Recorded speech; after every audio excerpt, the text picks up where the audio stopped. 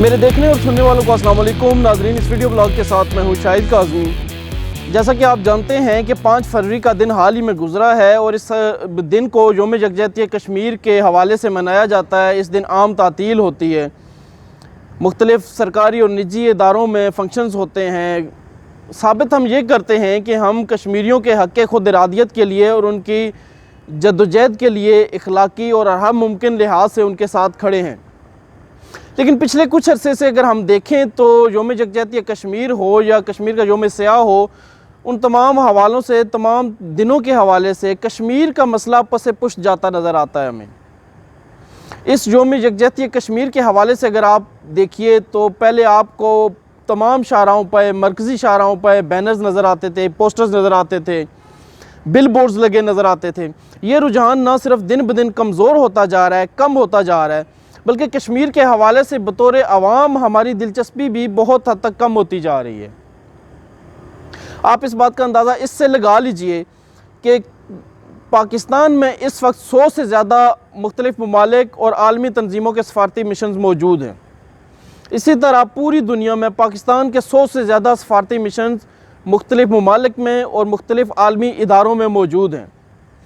लेकिन सोचने की बात यह है कि पूरी दुनिया में फैले हुए पाकिस्तानी सफारत खानों, कौंसल खानों, हाई कमीशंस में आपको कश्मीर के हवाले से क्या एक्टिविटी नज़र आती है?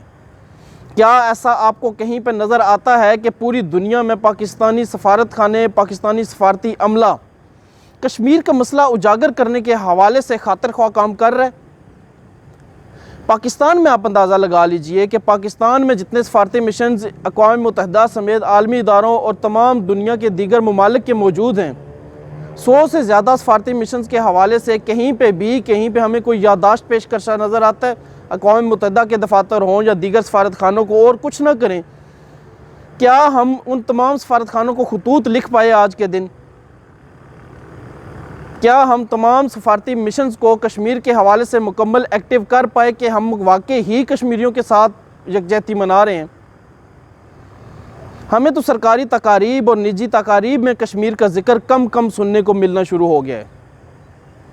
इस हवाले से आप 5 फरवरी की तमाम तकरीबात उठा के देख लीजिए, तमाम हैपनिंग्स देख लीजिए, उनमें आपको कश्मीर का मसला पिछले 10 साल से अब पसे पुश जाता हुआ नज़र आता है।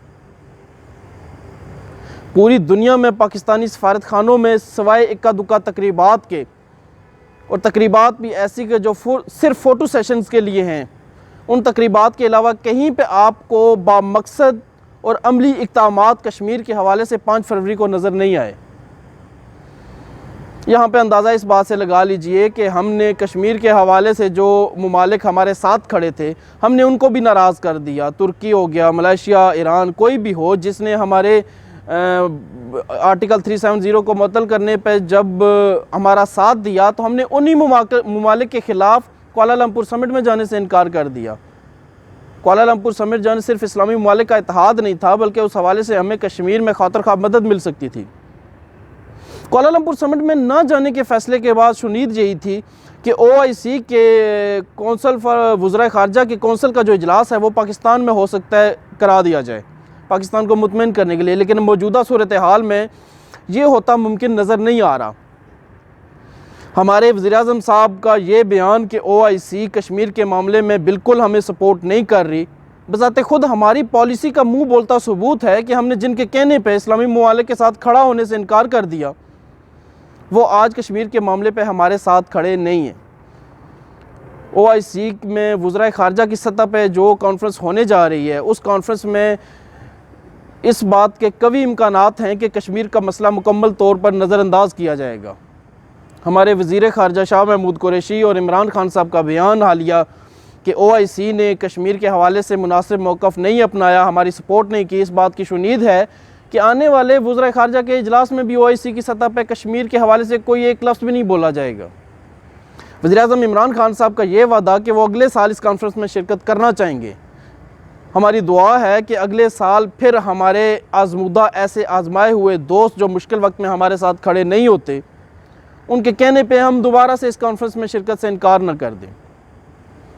पाकिस्तान आलमी दुनिया में लॉबिंग कर सकता है कश्मीर के हवाले से, लेकिन सबसे बेहतरीन लॉबिंग दुनिया की वाहिद इस्लामी एटमी क़ुव्वत होने के नाते और दुनिया आबादी के लिहाज से इस्लामी दुनिया का दूसरा बड़ा मुल्क होने के नाते तुर्की और मलेशिया जैसे ममालिक के साथ मिल के पाकिस्तान कश्मीर पर एक वाज़ेह मौक़िफ़ अपनाने के साथ साथ कश्मीर का मसला पूरी दुनिया में उजागर कर सकता है।